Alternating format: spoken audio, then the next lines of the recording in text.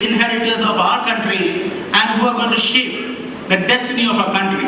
Not just their own futures, but the future of the city that they live in, the villages they live in, the states they live in, the districts they live in, the nation that they live in, and the world that they live in.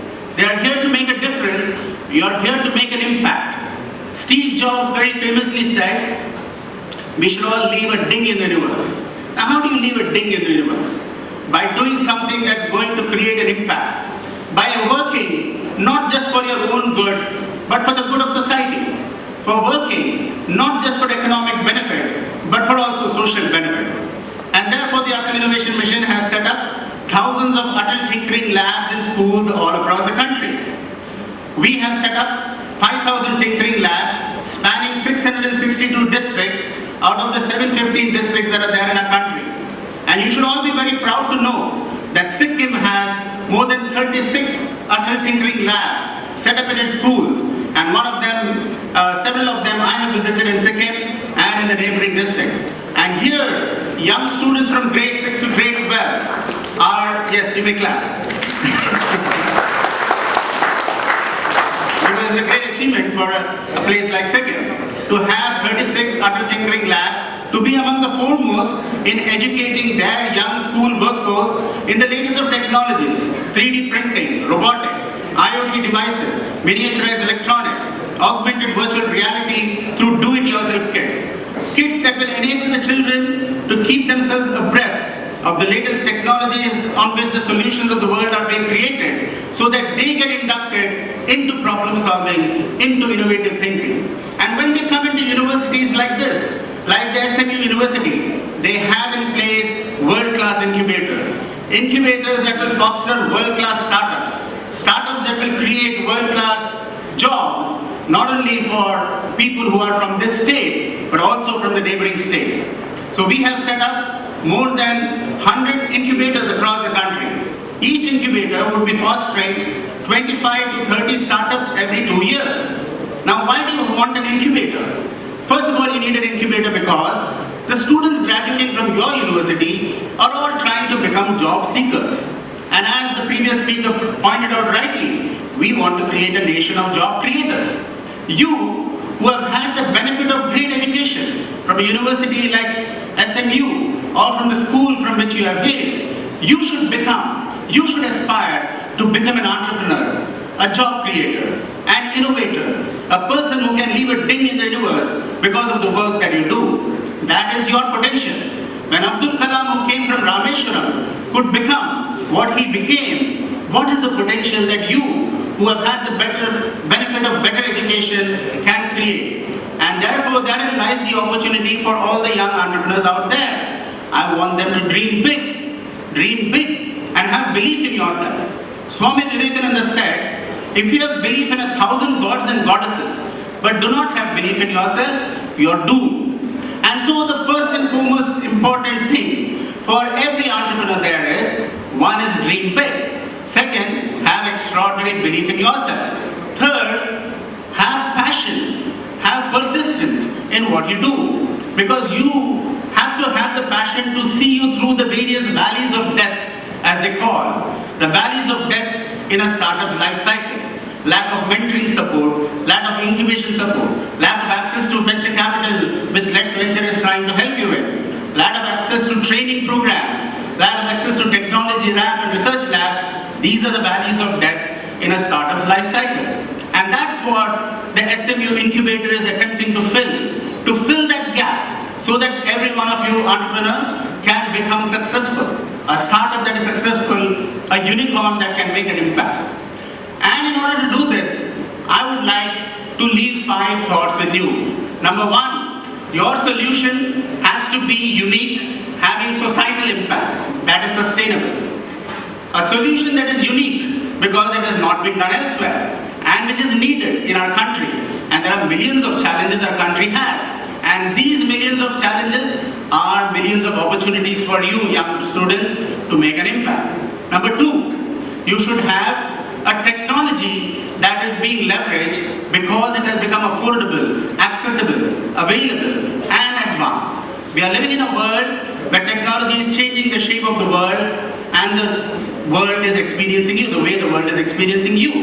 If you are not leveraging this technology to create this unique solution, you will find you are not able to scale up, you are not able to make it replicable, you are not able to make an impact. Third, you have to have an action plan. Many startup has a dream, they have a great idea, but without an action plan that is encompassing, it has to have a business plan, it has to have a team structure, a HR plan, it has to have a marketing plan, it has to have a financial investment and the ability to become investable plan. All of these plans are required. What you need is an action plan combining your ability with agility. Agility is key in a startup's world. You have competition all over. Today, just in the Atal Innovation Mission, over the 50 incubators which are fully operational, 1,200 startups are operational. They're all competing with each other in a manner of speaking. And therefore, agility, ability, and an action plan that you continuously improvise on, that you continuously get feedback from. Don't create an idea or a solution without validating it with 50 or 20 to 100 of your potential customers. If you don't validate it, you will get it wrong. So the ability for you to have an action plan that feeds upon itself, that takes input from various potential buyers, from the investors, from people like Let's Venture and so on, that is going to make your startup succeed. The fourth thing is you have to ensure that you continuously re-engineer your solution. When you start up with an idea, it starts up with a good idea, but that's not going to take you to success. You'll have to continuously re-engineer, reiterate, re-improvise in order for your startup to become a success. Look at the iPhone. The iPhone, when it started off, was a very, very humble device. Today, if you look at, you would never even look at that particular device. The iPod Touch, which started the revolution of the iPhone. But today, now, you look at the iPhone and see how it has advanced. The concept has remained the same, but the improvement, based on user feedback, based on customer analysis, based on segmentation, based on uniqueness, has led it to where it is today. You have to have a great team. That's the next thing. No startup will succeed unless you have a great team. You need people who are having the business planning strategy capability. You need not just the technology capability, but you also need to have a good marketing capability. You need to have a good approach to market. You need to ensure that you have a great HR plan and you have a great HR lead. You need people who inspire and who are able to put together a communication strategy. So you need all of these people, and rarely does one person have all of this together. So you have to build a great team.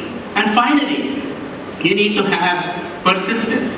You're going to encounter many challenges in your startup life cycle or in your entrepreneur life cycle. You're going to find failures. But as the great Abdul Kalam said, the word fail should be banished from your dictionary, because the word fail means the first attempt in learning. So you have only two things in life. One, you are successful. Second, you have a first attempt in learning. Thomas Alva Edison said that I did not fail 10,000 times, I just found out 10,000 new ways of not creating the light bulb. That should be your approach. When a startup approaches with that attitude, there is no failure.